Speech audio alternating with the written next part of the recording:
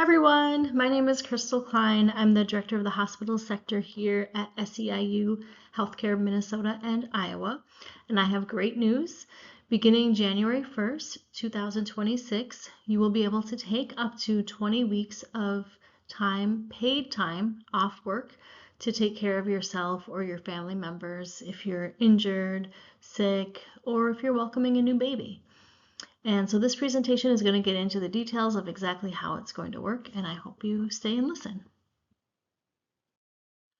So Minnesota Paid Leave is a new state-run insurance program that provides support to workers when they need it to care for themselves or their loved ones.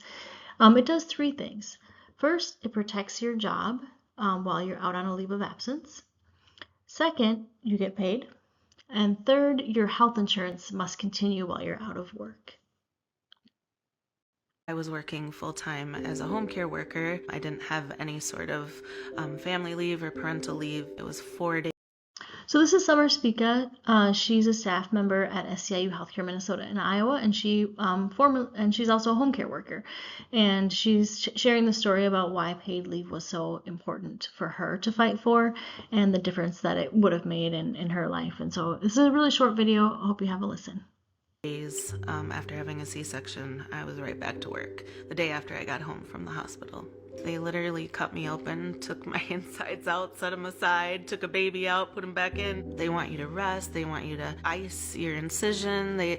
I didn't have time to do any of those things. I spent a lot of time crying, a lot of tears. Why do I have to do this? How am I going to do this? It was either that or not have enough money to pay my bills. I was on food stamps, energy assistance, any kind of assistance that we could get, even though I was working a full-time job.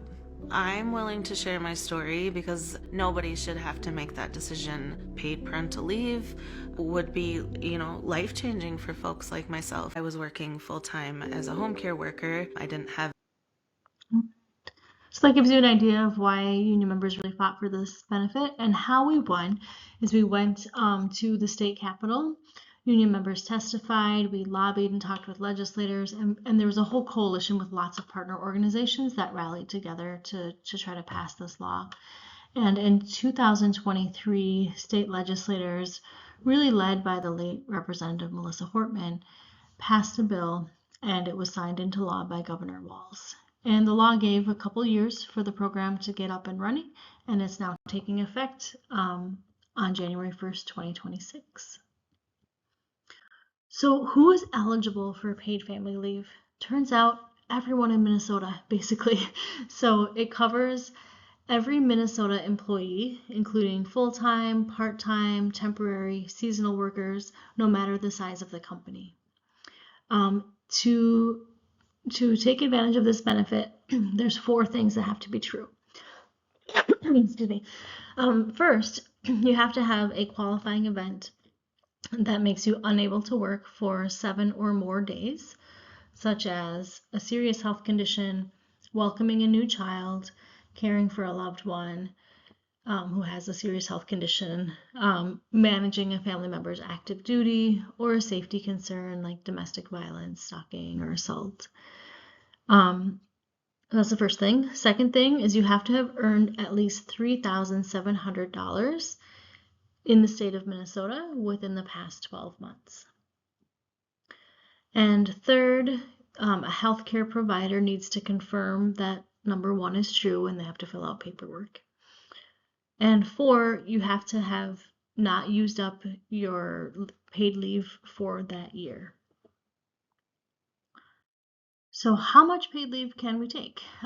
In a single benefit year, you can take up to 12 weeks for your own serious health condition, or up to 12 weeks to care for a loved one, bond with a new child, to deal with a safety concern or a military leave.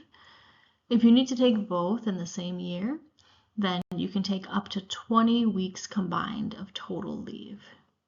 And the year is defined, it starts on the first day that you take leave. So if you take leave today, you can use up to 20 weeks until this date next year. So what if you have a baby?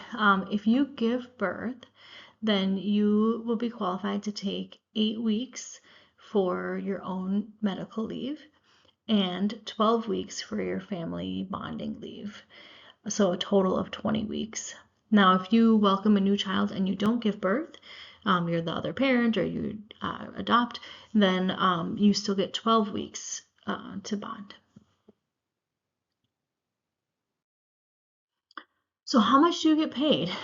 There's a calculator on the state's website, so you can go on there and figure out your estimate. It's not 100% of your pay. It's a portion of your wages. The lower your wage rate that you make right now, the higher percentage of your income is going to be replaced. So I went to the state calculator and kind of put some numbers in, and I'll show you some estimates. So if you work full time and you earn $15 an hour, then you would get paid $540 per week for paid family leave, which would be 90% of your earnings. If you make $25 an hour, then 83% of your regular earnings would be paid, which would be $830. Now, if you make $60 an hour, you're going to be right up there hitting the max. So you're going to get $1,423 per week, which is 60% of your regular pay. But after that, if you make $100 an hour, the amount you're going to get is still $1,423 per week because that's the maximum, which will be 35% of your earnings. So that gives you a sense of how much you'll be paid. So who pays for this, right? So you will be paid directly through the state of Minnesota through direct deposit or a debit card. And where the money comes from is like all insurance, it's funded through premiums. And the current premium amount is 0.88% of an employee's wage.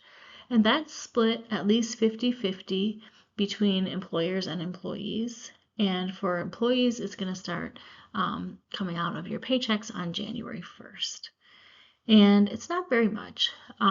If you make $25 per hour, then it's going to be $448 per week that you would be paying. And that adds up to about $230 per year. If you make more, if you make $60 an hour, it would be twice that. And can you opt out? No. If you work in Minnesota, you're automatically enrolled. But of course, it is your choice whether you want to qualify to, have this benefit if you experience a qualifying condition. And Minnesota is the 4th lowest of all 14 other states that have similar paid leave programs. So how does paid leave work with other types of leaves of absence? So your employer can, and probably most will, require you to take paid family leave at the same time as you take FMLA, the Family Medical Leave Act, and other types of leave. So you won't be able to take like 12 weeks of FMLA and then take another 12 weeks of paid family leave. They'll happen concurrently or at the same time. As union members, we can negotiate with employers about whether or not you can use your PTO or sick time or vacation time to top off your wages while you're out on paid family medical leave, which would mean like if you still want to use your sick time or vacation or PTO to get paid 100% of what you normally make, you can do that, but we have to negotiate that with employers first. Otherwise, it's not automatic. If you qualify for both paid family leave and short-term disability at the same time, your paid family leave payment is not going to be reduced, but your short-term disability provider may and probably will reduce the amount of your short-term disability payment by whatever the amount is that you get from paid family leave. Otherwise, you could be in a situation where you're getting paid extra and not working. And I think almost all short-term disability providers have a provision in their paperwork that says that's what they'll do. So that's kind of how it works with other leaves. Is there a waiting period? No, you don't have to wait. you can start using paid family leave on the first day that you are unable to work, and it can be backdated if you have to apply later.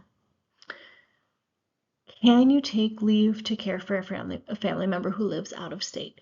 Yes, you can. You just have to fill out all the same paperwork. Do you have to take your paid family leave all at once? No, you don't have to. You can use intermittent leave, which is similar to FMLA.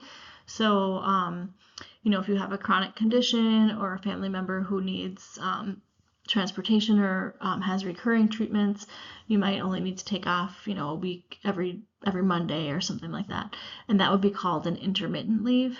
And your employer has to allow you to take at least 480 hours each year in intermittent leave, and they can allow you to do more than that. So who is considered a family member? We've been saying you can take leave to care for a family member. Who does that include? It includes your spouse and partner, your child, including stepchildren, foster children, your parent or the person who raised you, your sibling, your grandchild or your grandparent, your in-laws, and anyone close to you who depends on you like family, even if not related by blood. So it's a pretty comprehensive list. So how do you apply? The first thing you need to do is inform your employer that you need to take a leave and discuss their options with them. So the first call is going to be to your employer. And then second, you're going to apply with the state of Minnesota, which can be done online or over the phone through their contact center. You'll need to share information about yourself and your job, the reason and type of leave you're applying for, the expected length of the leave, and certification from the medical professional or service provider documenting the reason for your leave. If your leave isn't planned in advance, something comes up and it's an emergency, you should apply for leave as soon as you can, and it can be backdated. So this gives you an idea of what documentation you might need to provide. The state will be coming out with more information around this soon as the program takes effect. But basically, you're going to need to have a healthcare professional document and fill out paperwork to demonstrate that you need to be off work. And if it's a military leave or safety leave, then it doesn't have to be a healthcare professional, but it might need to be an official military document or a letter from a domestic violence advocate or an attorney or police report, something like that. So if you welcome a baby in 2025, before this program takes effect, can you still take bonding leave in 2026? And the answer is yes. So you can take that bonding leave, though, that 12 weeks off, as long as you complete it within the child's first 12 months. So if you have a baby in 2025, you can take that 12 weeks off in 2026 as long as you do it before their first birthday. So that's great. So we've won a lot. There's more I'm sure you can find out about paid family leave. But we want to keep winning. So this is a law that was passed. It's very exciting, and we won it through union members. We pooled our money. We volunteered to elect legislators who would support paid family leave.